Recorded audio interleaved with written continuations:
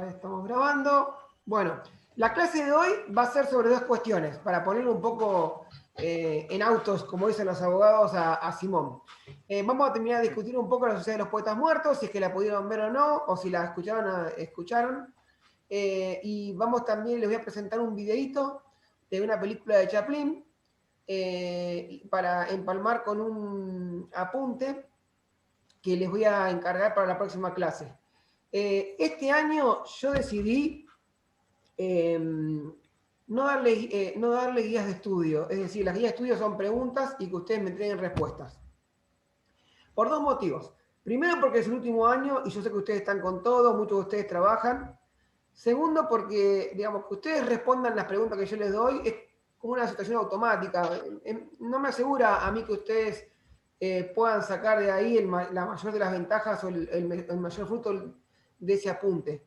Entonces yo prefiero por ahí pasarles a ustedes alguna guía de lectura con palabras claves de ese texto y que después cuando nos encontremos en Zoom, porque de hecho esta materia nos encontramos en Zoom todos los lunes, la podamos discutir y sacarle el máximo provecho al apunte. Por ahí sí les recomiendo que ustedes lean esos apuntes, porque yo después les tengo que tomar un examen y ustedes tienen que tenerlos en cuenta para responder algunas de las preguntas. Después tendríamos que ver cómo es el examen, no sé, todavía no lo definí. Pero bueno, más que todo, entre lo que ustedes leen y lo que discutimos acá, vayan apuntando, así más o menos vamos sacando algo de cada apunte para tenerlo en cuenta para el parcial. ¿Está bien? Bueno, de hecho la película esta, La Sociedad de los Poetas Muertos, va a ser tenida en cuenta y muchas veces en muchos apuntes que vayamos viendo la vamos a relacionar por muchos motivos. En principio porque es una película que habla de muchas cuestiones, pero el eje central es la educación, ¿no? En una escuela, podríamos decir, de características conservadoras, ¿no? ¿Alguien me sabe decir más o menos la época, los años en que se sitúa la película? Era en los 60, ¿no? Ahí, Claro, entre 50 y 60.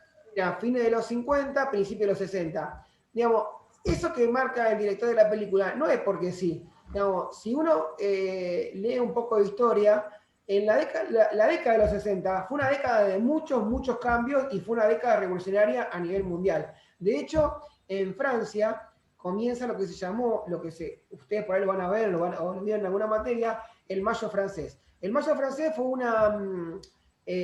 una revolución que se dio en Francia a partir de que los estudiantes de las universidades francesas no tenían situaciones adecuadas para estudiar. Entonces salían a la calle a reclamar y a protestar, y fue como una bomba, porque a partir de ahí se engancharon un montón de otros sindicatos, de otros trabajadores, que también mostraban deficiencias en sus espacios de trabajo o de producción, y se hizo como una manifestación que produjo una revolución que terminó por cambiar muchas cosas en Francia. De hecho, se unieron a esa marcha filósofos como Jean-Paul Sartre, que eran filósofos de la época. También en esa época fueron importantes en Francia filósofos como Foucault y en esa misma época Bourdieu, ¿no? Que también hablan si bien no hablan de la educación, la tocan de taquito porque hablan de lo que tiene que ver con el poder. Y el poder está muy presente en la escuela y para decirlo de alguna manera, en esta película. El poder se impone claramente. Bueno, otra pregunta les hago, para los que pudieron ver la película toda o en parte. Eh, ¿Cuál es el enfrentamiento que se da entre los docentes de la escuela y el nuevo docente? ¿Por qué y cómo? Se cortó justito, profe. ¿Cuál es el Sí. enfrentamiento de los Claro, ¿cuál profesores es en el la enfrentamiento escuela? que se da entre el nuevo docente, los docentes de las escuelas más antiguos? Ujú. ¿Cómo se da y por qué? No, o sea, pero como vos decís, los docentes de la escuela tienen ese pensamiento de poder de que ellos tienen, que los alumnos tienen que acatar todo lo que dicen ellos con una cierta formalidad de que estén todos sentados, todos escuchándolo y que es todo exacto Y justamente salta diciendo al principio de que uno decía, bueno, ustedes me tienen que entregar todos los trabajos en tiempo, el día que no me entreguen trabajo en tiempo son 2 puntos menos en su calificación final, así, sí o sí es así. Y después viene Mr. Keating, que es Robbie Williams, y es todo lo contrario, o sea, entra y sale del aula, y cuando sale del aula todos los alumnos se quedan como ¿qué hace este tipo? Porque están acostumbrados justamente a las enseñanzas dentro del aula y que escuchar al profe y mirar el pizarrón. Y Keating lo saca del aula y lo lleva, bueno, a hacer toda la enseñanza del Carpe Diem, ¿no? Claro, el carpe diem que significa vive ahora, vive el momento ahora, ¿no? Digo, lo que viene a ofrecer esto que dice de mí, lo que viene a ofrecer lo que ofrece la escuela es una educación más estructurada, donde el que tiene la verdad es el docente, y esa verdad no se puede discutir, y la enseñanza va únicamente del docente al alumno. En cambio, Keating lo que viene a ofrecer es una educación más estructurada, que no solamente se da dentro del aula, sino que se puede dar en cualquier espacio, incluso en los pasillos o en el patio. De hecho, hay distintas escenas que uno puede ver por ahí en la cancha, en el patio, o en el pasillo, o frente a los cuadros, y en la misma aula, ¿no? Y donde el protagonista del proceso de enseñanza-aprendizaje no es el docente, sino que es el alumno, ¿no? Lo pone de frente al alumno.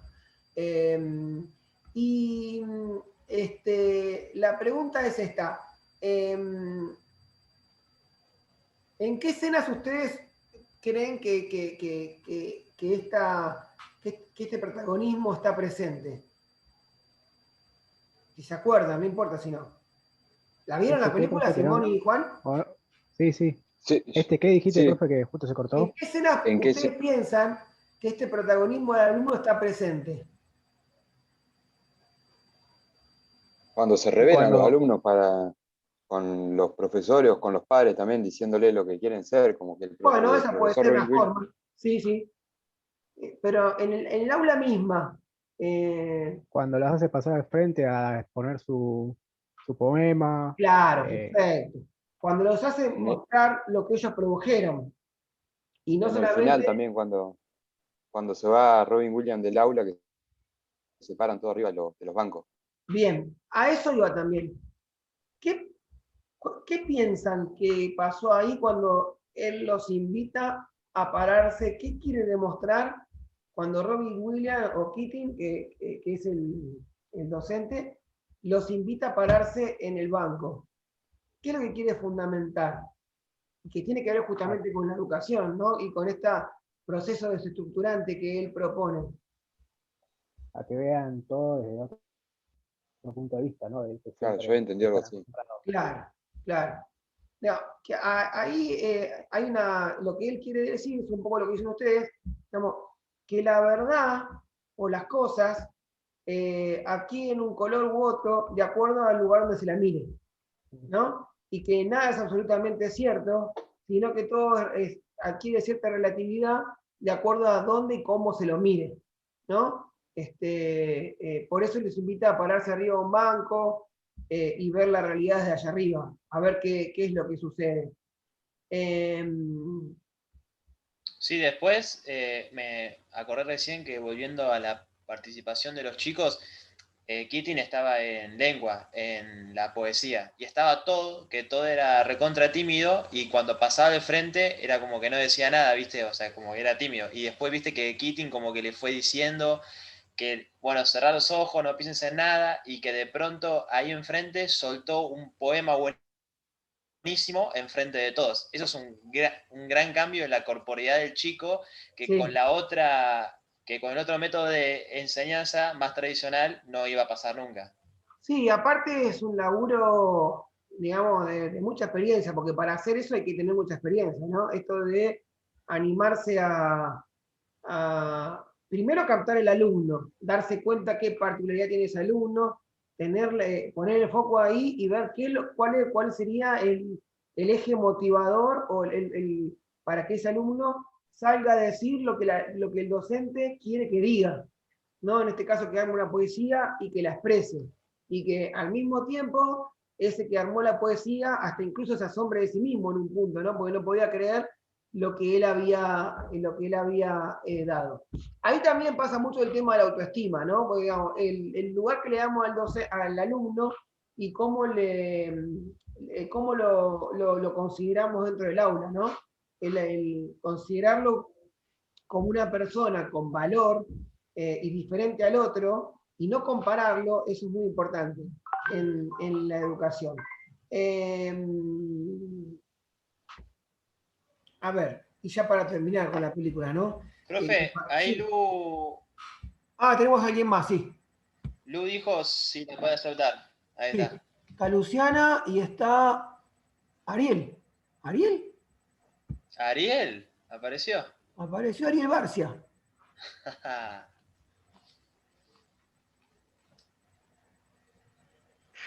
Y el Toby. Díaz, ¿cómo andás? Buenas, ¿cómo va? ¿Todo bien? Perdón por la demora. Hola Ariel, ¿cómo andás? Ari. Necesito. Escucha Ariel, ¿estás en La Plata, Ariel, vos? Está. No se te escucha, Ari. ¿Tenés apagado el micrófono o en silencio o en mute? No se te escucha mucho.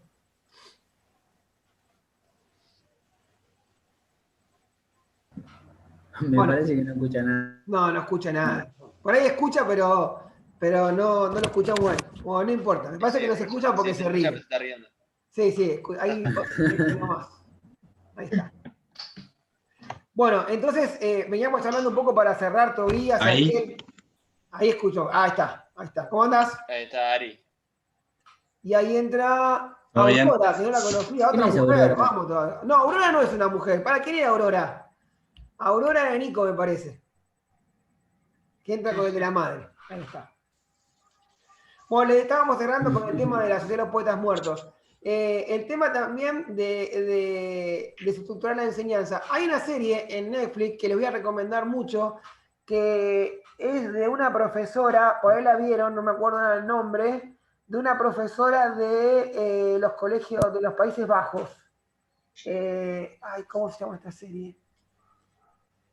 Bueno, la tienen que ver, después se les voy a recomendar, se les voy a mandar por mensajito de texto para que la vean, porque está muy buena. Es una serie larga, pero está muy buena porque en esta ella, tanto ella como Keating, lo que hacen es, digamos, ellos son docentes de alma, ¿no? Y reniegan todo el tiempo contra el sistema. Y lo que demuestran ahí es cómo un docente entrega de alguna manera su vida haciendo lo que le gusta, pero al mismo tiempo peleando todo el tiempo contra no dejarse atrapar por el sistema, ¿no? Digamos, el sistema en general, y sobre todo el sistema educativo, en un punto se vuelve muy cruel, porque muchas veces, como toda burocracia, como toda cuestión tan grande, con tantos compañeros, con tanta cosa, muchas veces sin querer nos hace caer en la mediocridad. Digo, hay, por ejemplo, libros que hablan sobre las biografías docentes. Entonces, esas biografías docentes muestran el paso de practicantes por la universidad, y los testimonios dicen que los practicantes dicen que ellos, cuando sean docentes, no van a hacer lo mismo que vieron hacer a los docentes trabajando, porque les parecía terrible ver a esos docentes. Pero tiempo después terminan siendo atrapados por el sistema y haciendo lo mismo. Esto por ahí vos todavía lo ves que estás trabajando en la escuela. Digamos, ¿qué es lo que sucede ahí para que finalmente ese docente que tanto protestó en su tiempo de practicante, cuando se convierte finalmente en un docente profesional, termina haciendo aquello que criticó? ¿No? Y en resumidas cuentas, eso es quedar atrapado por el sistema, por lo burocrático del sistema. Bueno, a ver, denme un segundo. Yani, voy a poner mute porque voy a hacer una consulta de mujer sobre la serie.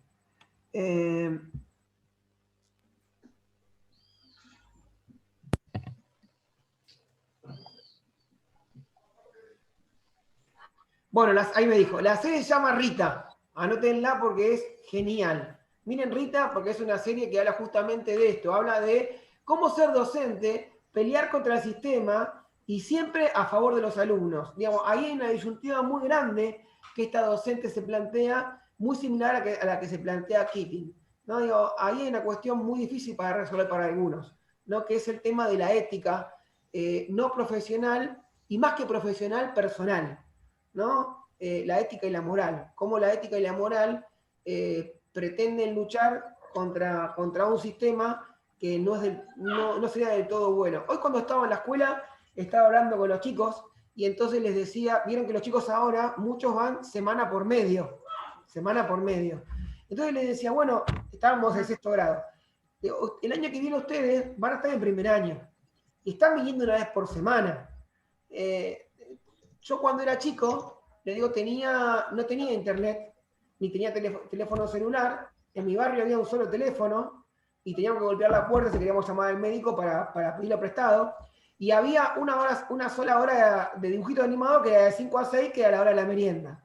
Digo, ahora ustedes, por los chicos, ¿no? Bueno, por ustedes también, tienen un sinnúmero de opciones que brinda la pantalla, que es la internet, las computadoras, el teléfono y 200 canales de televisión que nos dan distintos tipos de información.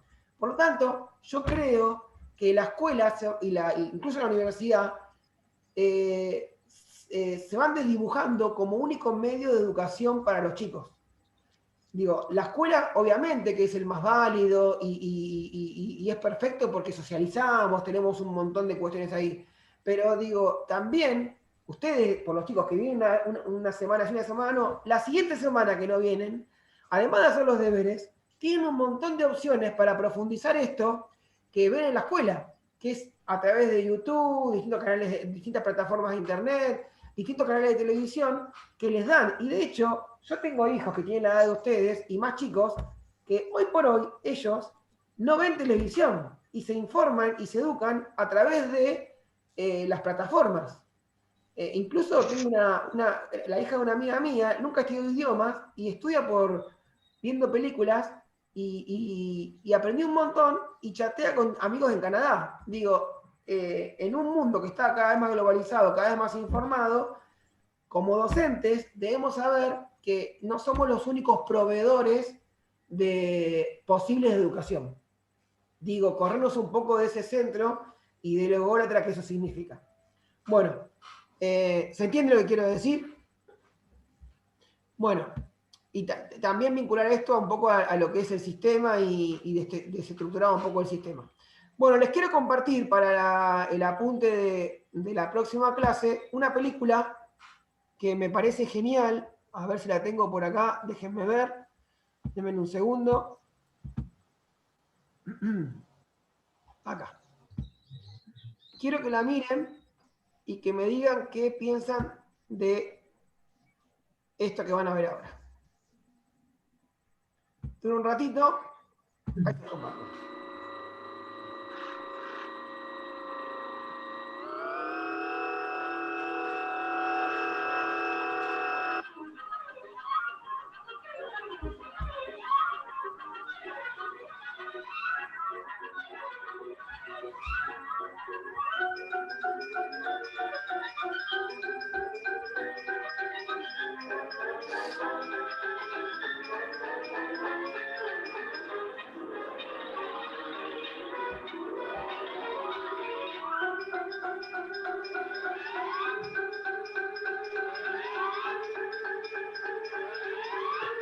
Se ha vuelto loco.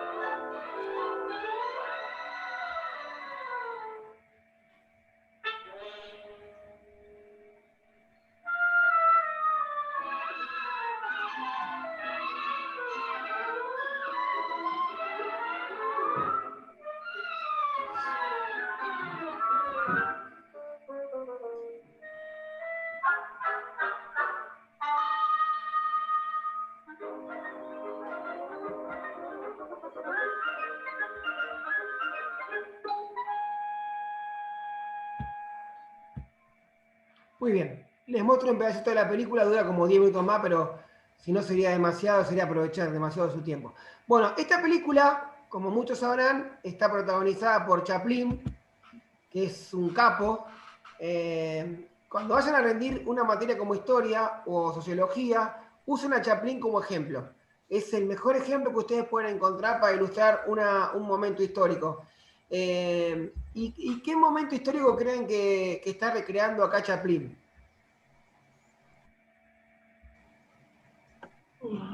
El trabajo en cadena de las fábricas. El trabajo cadena de la fábrica que comienza, digamos, La revolución industrial.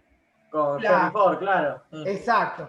Lo que muestra Chaplin acá es lo que sucede con el hombre después de la revolución industrial. Un hombre que estaba viviendo en el campo, que tenía otro tipo de producción, y que de repente se ve atrapado por la sociedad moderna, la revolución industrial, como decía Luciana, y cómo la revolución industrial atrapa al hombre en un tipo de producción. Justamente de esto habla el apunte que ustedes tienen que leer para la próxima clase. A ver si lo tengo por acá. No, este no es. A ver si lo tengo por acá. Este. Lo van a encontrar así. Miren. Se llama... Es un apunte muy llevadero para que lean. Ya llego al título. Acá estamos. La cultura del consumo, el cuerpo y la educación física. Lo que hace este apunte es tomar a la educación física en el contexto del surgimiento de las sociedades modernas. Acuérdense, no se olviden, que cuando hablamos del surgimiento de las sociedades modernas, hablamos de las sociedades postindustriales, ¿sí? Y cómo la educación física se ve envuelta en esa lógica de producción, ¿sí? Que tengan en cuenta ahí cuando leen este apunte qué lugar ocupa el hombre en ese contexto, cómo esta ideología y esta producción y la cultura del consumo se imponen en el cuerpo y la manera en que se imponen. Digamos, para eso yo les voy a leer acá la bajada y quiero que me digan quién entiende esta bajada, porque también está bueno que hagamos una introducción todos juntos para que nos metamos en el texto entre todos. Dice, concibiendo la educación física como parte activa de la cultura física corporal, somática, en un contexto dado, este texto reflexiona sobre sus significados y funciones en las postindustriales sociedades. ¿Qué quiere decir concibiendo la educación física como una parte activa de la cultura física corporal, somática, en un contexto dado? ¿Qué piensan cuando dice eso? Concibiendo la educación física como parte activa de la cultura física corporal, somática, en un contexto dado. Cómo los cuerpos se van amoldando a través de las diferentes, por ejemplo, acá como dice, no sé, de las sociedades postindustriales, o sea, como que, no sé, como que cada etapa marca qué hacer, depende del contexto donde estemos, nada, que se pueda reflejar. O sea, de hecho, como hemos visto, sí. No, de hecho, como hemos visto en la historia de la educación física, cuando empieza con la educación física militar, o sea, cómo la educación física ha servido como herramienta para formar determinado tipo de ciudadano según el momento y lo que el gobierno ha querido. Exacto. Esto un poco lo que dice Luciano y Nico tiene que ver con eso, digamos, cómo cada gobierno, cada momento histórico, cada política va tirando un paradigma dentro del cual la cultura física no queda de por fuera y la educación física es una herramienta para imponer un modelo que termina sirviendo a ese paradigma. ¿Se entiende? Por eso es parte de esa cultura física somática. ¿Se entiende lo que digo? Digamos, la educación física está al servicio pareciera estar, según lo que hizo Barbero, al servicio de esos paradigmas, de esos momentos políticos, entre comillas, culturales. Este texto reflexiona sobre sus significados y funciones en las postindustriales sociedades occidentales y cuestiona la autonomía y la capacidad de este campo para generar y transmitir una cultura corporal. ¿Qué quiere decir esto, lo último? Lo leo de nuevo. Dice,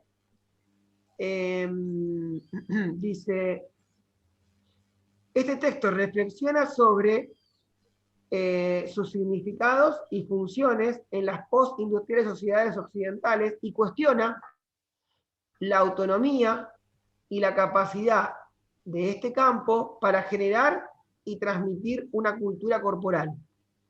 ¿Qué piensa que quiere decir con eso? Que se reproduce el modelo a seguir. Que Claro. se reproduce el modelo a seguir, sin pensar demasiado. O sea, esto está de moda, bueno, listo, vamos Claro. todo con eso.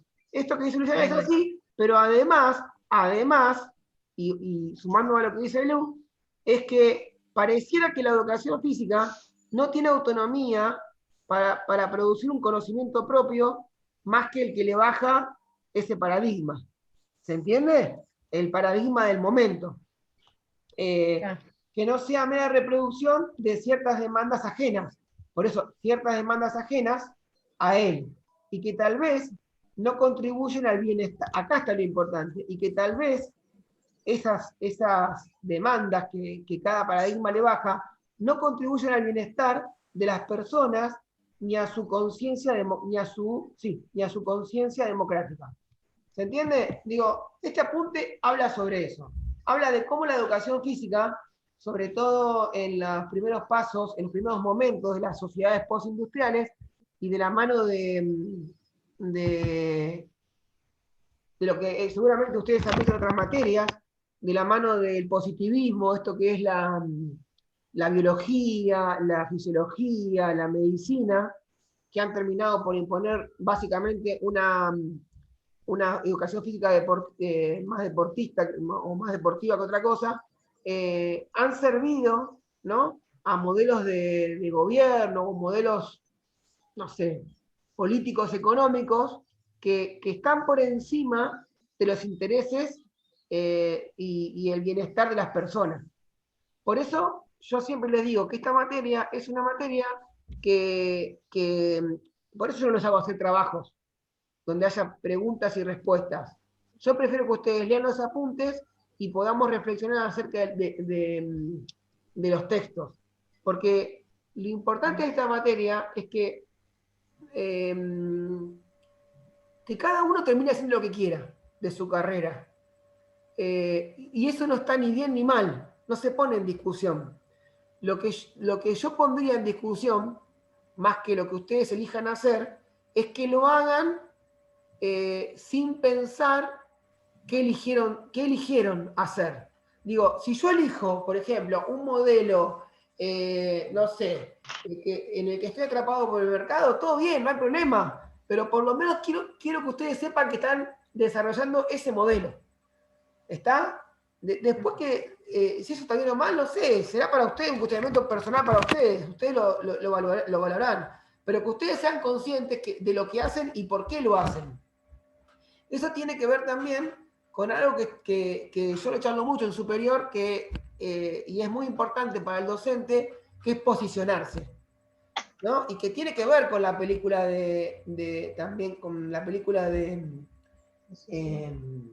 La sociedad de los poetas muertos. La Casa de los Espíritus. Digamos, el docente se tiene que posicionar. Cuando decimos que el docente se tiene que posicionar políticamente, es que tiene que pensar qué es lo que quiere hacer.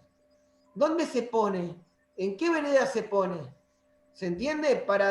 De acuerdo a la vereda que elige, es un montón de cuestiones que va a seguir, ¿no? Yo puedo seguir la vía del positivismo, la vía de una educación menos positivista y más corporal, una mezcla entre las dos, pero me tengo que posicionar.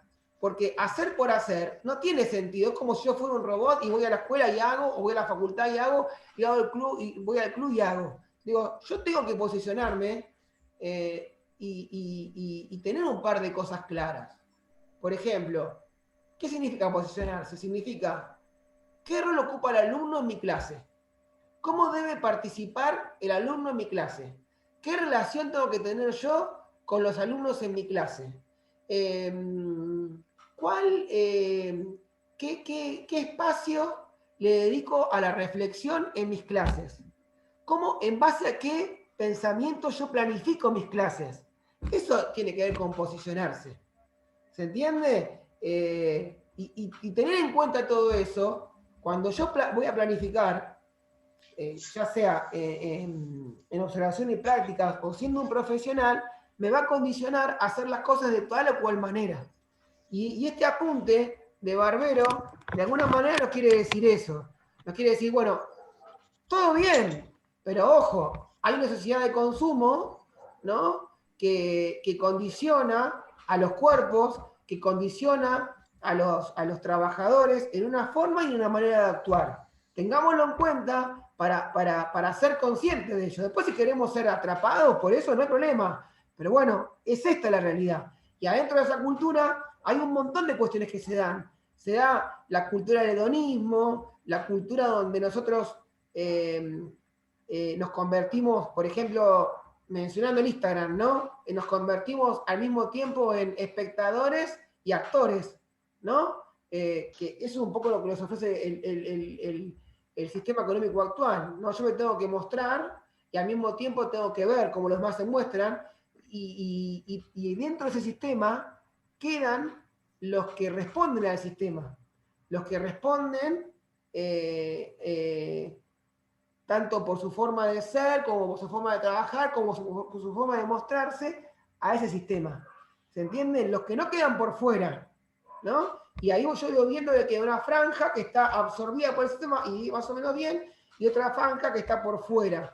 Digamos, el capitalismo muestra cuestiones que tienen que ver con todo lo lindo, y lo feo lo niega o lo castiga. Dale, anda tranquilo. Bueno, esto es lo que muestra de alguna manera Barbero. También muestra cómo el capitalismo o esta cultura del consumo, que él nunca lo dice como capitalismo, lo nombra como la cultura del consumo, tiene que ver con lo inmediato, ¿no? Con la cultura de la inmediatez. Esto lo quiero ya y lo tengo ya. Y le voy dejando poco espacio a lo que tiene que ver con la historia, a lo que tiene que ver con sentarme, pensar y reflexionar.